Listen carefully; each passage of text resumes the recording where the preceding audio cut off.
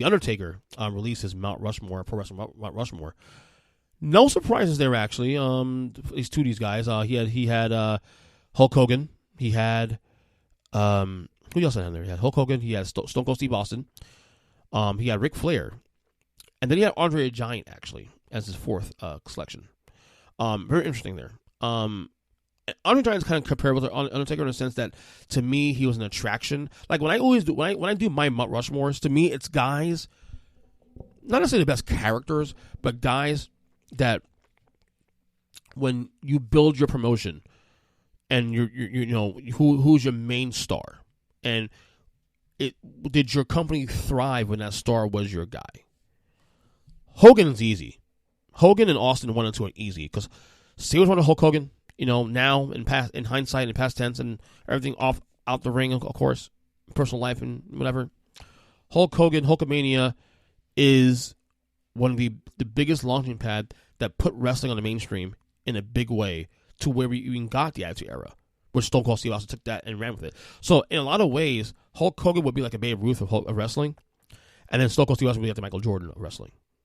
You know what I'm saying? Ric Flair, it's funny. Ric Flair would even be in my top 30 or 30 WWF or WWE superstars all time, because most of his impact was done outside of there. Was done in WCW, NWA, and all that. But he was the anti-WWE guy before he went to WWE in 1991. So he's the guy that kept WCW afloat, kept NWA afloat in those years, in those early years before he went to WWE in 91 and beyond that. Andre Giant I respect too, because Andre Giant was the first real attraction. Andre, who I do love, obviously a legend. Would I put him on my Mount Rushmore? Probably not, but I can see the case for him on there. It doesn't bother me at all, honestly, that he's there. I think it's great.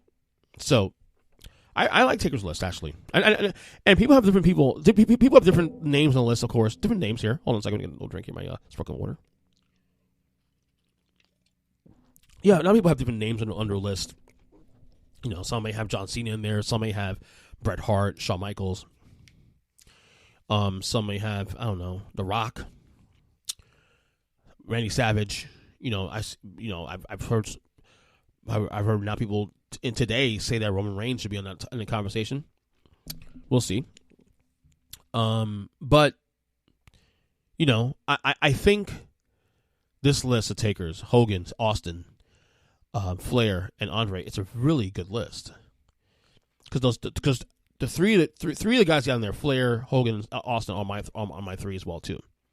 Because Flair did so much wrestling outside WWE, of course, and kept it viable outside the WWE for those years. You got to give respect for that. I always go back for the fourth spot because, you can say The Rock, but to me, The Rock was always the best number 2 guy. Like, even though Rock was huge, the Attitude Era was such an anomaly because even though The Rock was so big, Austin was the one that brought that in.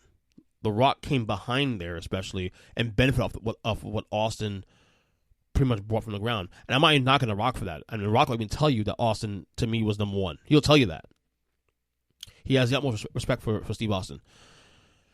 I would dare say, honestly, you can think I'm crazy. I think John Cena has a better case for the Mount Rushmore than The Rock, because John Cena kind of came in clean a little bit, because John Cena came in where the business was starting to go down again in 2002, when The Rock and Austin were being, starting to were on the way down. When Austin retired in 2003, when The Rock became part-time, and then he went to the movies, and he was gone for a good while.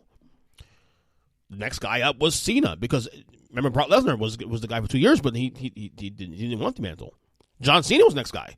John Cena was the next Hulk Hogan guy. So in many ways, John Cena has a better case to be the Mount Rushmore guy than probably anybody else in my on this list, or on any list for that matter. If I had to put a fourth guy there, I might put John Cena.